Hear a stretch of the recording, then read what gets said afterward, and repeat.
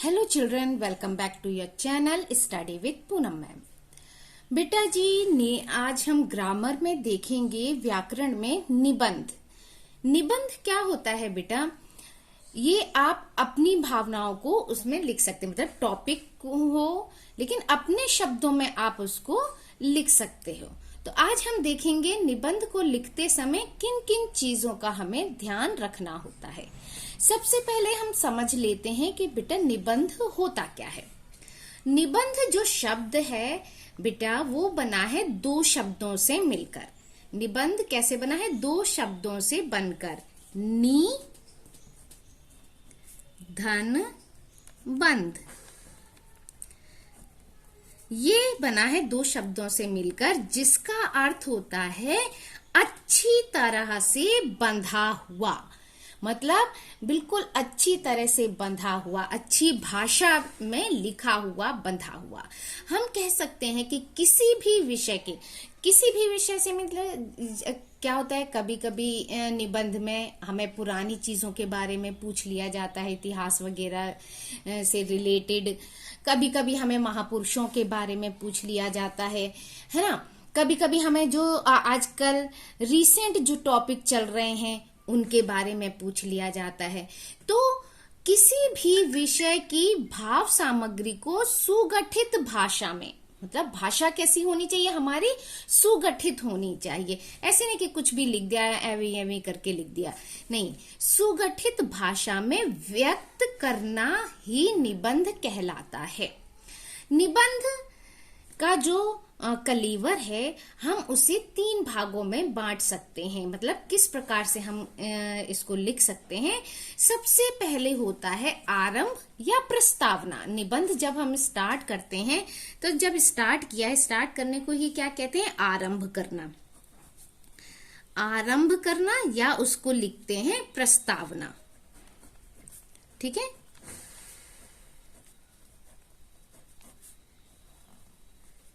ये क्या होता है बेटा? जब हम किसी भी निबंध को स्टार्ट करते हैं, आरंभ करते हैं, तो वो सबसे पहले क्या होना चाहिए? प्रभावशाली होना चाहिए। मतलब बीच में तो आप क्या लिख रहे हो उतना कोई नहीं, लेकिन जैसे वो देखते हैं टॉपिक ये दिया था, बच्चे ने लिखा क्या है, देखा, अरे वाह कितना अच्छा लिखा हुआ है। कभी कभी हम क्या करते हैं, मतलब प्रभावशाली और आकर्षण बनाने के लिए कभी कभी दोहे से, कभी कुछ कोटेशन से हम उस निबंध को स्टार्ट करते हैं, तो वो और ज्यादा प्रभावशाली लगता है। तो जब भी हम निबंध को शुरू करें, उसका प्रस्तावना लिखें, तो वो निबंध आरंभ करते समय प्रभावशाली और आकर्षक होना चाहिए। तो आरंभ में क्या होना चाहिए? फर्स्ट पॉइंट है कि वो प्रभावशाली होना चाहिए एवं आकर्षक होना चाहिए।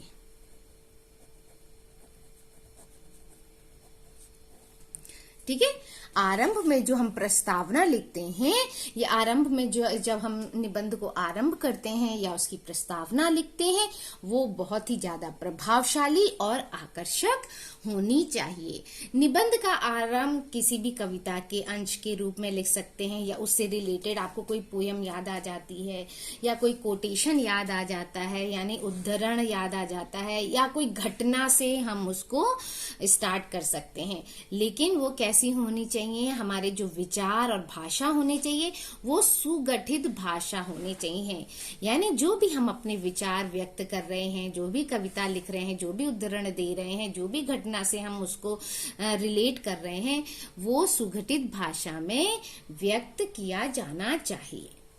दूसरा आता है मध्य या विषय वस्तु। मतलब अब उसके बारे में आप बहुत अच्छे से लिखोगे, है ना, तो उसको कहते हैं, अभी आरंभ तो कर दिया हमने, अब बीच में क्या टॉपिक के बारे में हमें उससे पूरी चीजें लिखनी है।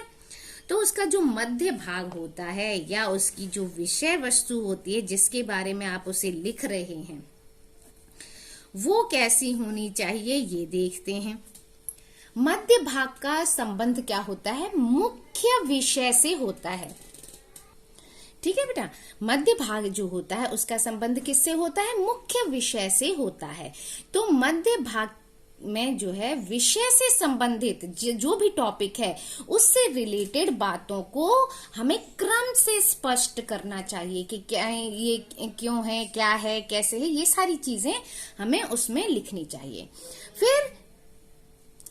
फिर आता है बेटा मध्य विषय हो गया, विषय वस्तु हो गई। हमारा थर्ड पॉइंट आता है उपसंहार। ठीक है, उपसंहार। अब इसमें क्या है, निबंध का जो ये अंत होता है वो भी बहुत ज्यादा प्रभावशाली होना चाहिए। यानी विषय के निष्कर्ष के साथ जो भी लेखक है, यानी हम या जो भी लिख रहा है बच्चा, उसको विषय से संबंधित अपना मत जरूर देना चाहिए कि मतलब उससे तुम्हारे क्या विचार हैं। क्लियर बेटा जी? तो निबंध का अंत भी कैसा होना चाहिए, प्रभावशाली होना चाहिए। विषय के निष्कर्ष के साथ साथ लेखक को यानी राइटर को या आपको विषय से संबंधित अपना मत, अपना विचार जरूर प्रकट करना चाहिए। अब हमने इतनी चीजें सीख ली, अब देखते हैं कि और क्या चीजें हैं इसको निबंध के लिए। तो जो ध्यान रखने वाली बातें होती हैं जो हमने अभी पहले भी समझी हैं इसमें, वो क्या क्या चीज है कि निबंध लिखने से पहले उस विषय के बारे में अधिक से अधिक जानकारी आपको एकत्रित करनी होगी, आपको पता होना चाहिए। जैसे आपको होली के त्योहार के बारे में लिखना है, दिवाली के बारे में लिखना है, हमारे किसी भी त्योहार के बारे में लिखना है, तो आपको सबसे पहले उसके बारे में सारी चीजें पता होनी चाहिए, है ना, कि होली कब मनाई जाती है, किस तरह का त्योहार है, क्या क्या होता है इसमें। तो ये सारी चीजें आपको पता होनी चाहिए। फिर ये क्यों मनाने का कारण पता होना चाहिए, मतलब मध्य की जो विषय वस्तु क्या हुई कि वो क्यों मनाई जाती है, किस कारण से मनाई जाती है, उसे मनाने का क्या क्या कारण है ना। कई स्टोरियां फेमस होती हैं किसी भी त्योहार को मनाने के लिए, तो कौन कौन सी कहानियां, कौन कौन सी रीति रिवाज प्रचलित हैं, इनका मनाने का ढंग कैसा होता है, ये सारी चीजें आपकी आ गई विषय वस्तु में। तो ये सब चीज के बारे में भी आपको जानकारी चाहिए होती है। फिर उपसंहार में क्या होगा कि इस दिन क्या होता है, आप अपने विचार प्रकट करेंगे कि जैसे इस दिन कुछ लोग दुर्व्यवहार करते हैं, कुछ लोग शराब पी लेते हैं, है ना। लेकिन लास्ट में आपको यही लिखना है कि आपको ये त्योहार बहुत अच्छा लगता है, तो क्यों अच्छा लगता है। ठीक है, मतलब ये नहीं कि सिर्फ बुराई बुराई लिख कर आ जाएंगे कि उपसंहार में कि हमको पूछा है कि क्या होता है तो बुराइयां लिख दी। थोड़ा सा अच्छा भी लिखना है, पहले उसके बारे में नेगेटिव पॉइंट्स बताने, फिर आपको अपना अच्छा पॉइंट्स भी देना है। इसके बाद जानकारी आपने सब चीज इकट्ठी कर ली, उसके पास निबंध की रूपरेखा बनाएंगे, है ना, कि ऐसे लिखना हो जैसे क्या क्या चीज आप उस टॉपिक में लिखेंगे। उसके बाद उसको प्रभावशाली ढंग से लिखने के लिए, निबंध को लिखने के लिए उसका प्रभावशाली ढंग से उसका आरंभ करेंगे, निबंध का आरंभ करेंगे, शुरुआत करेंगे, है ना।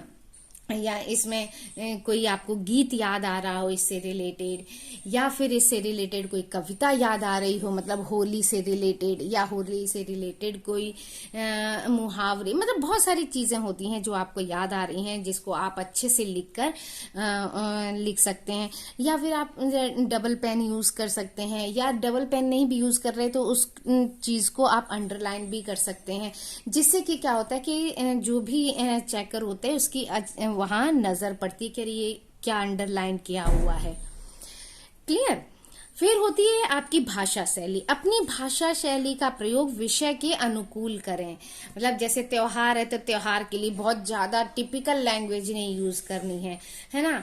अब स्वतंत्रता दिवस है तो इसके बारे में लिखा है, या कंप्यूटर से रिलेटेड कोई चीज है, या सत्संगति मतलब भक्ति भावना से कोई रिलेटेड है, या आपके पास बहुत सारे जैसे साइंस से रिलेटेड होता है ना, वरदान है या अभिशाप, इस तरह की भी बहुत टाइम पहले आती थी इस तरह की कि जो विज्ञान है, जो साइंस है वो हमारे लिए अभिशाप है या वरदान है। तो ये नहीं है कि इसमें ऐसी जनरल लैंग्वेज आपने लिख दी, आपकी भाषा शैली भी उसी के अनुकूल होनी चाहिए जैसा आपका टॉपिक हो। सबसे इंपॉर्टेंट बात होती है निबंध का जो विस्तार होता है उस पर जरूर आपको ध्यान रखना चाहिए। सबसे पहले ही देख लेना चाहिए कि आपको 250 वर्ड्स में लिखना है, 300 वर्ड्स में लिखना है, कितने में लिखना है। ये ना हो कि बोला है 250 और आप 100 वर्ड्स में ही लिखाओ, है ना। तो उसके विस्तार पर भी आपको ध्यान रखना होगा कि किस तरह का, कितना बड़ा लिखना है या छोटा लिखना है हमको निबंध। उस तरह से आपको ये सारी चीजें अपना जो है मैटर उसमें लिखना होगा। और है सबसे लास्ट में क्या है, जैसे निबंध में जहां आपको लगता है हम मुहावरे से अपनी भाषा को और प्रभावशाली और आकर्षक बना सकते हैं, तो आप मुहावरे, लोकोक्तियां, सूक्तियां, कविताओं की पंक्तियां, मतलब विषय के अनुसार। जैसे आप, ये तो है नहीं कि विषय दिया है विज्ञान का और आपने लिख दी होली से रिलेटेड कोई कविता, ऐसे नहीं। जो भी कविता आप लिखें उसमें वो टॉपिक से रिलेटेड ही कविता होनी चाहिए। तो ये सारी चीजें भी आप उसमें लिख सकते हैं नहीं, लिखना चाहिए आपको इन सब चीजों की। तभी आपकी भाषा जो है, निबंध जो है, बहुत ही प्रभावशाली और आकर्षक लगेगा। ठीक है बेटा जी, अब आप क्या कर सकते हैं, इससे आप ध्यान में रखकर, इन पॉइंट्स को ध्यान में रखकर निबंध जो भी टॉपिक मिलेगा आप उसको अच्छे से लिख पाएंगे। So thank you, like, share and subscribe my channel.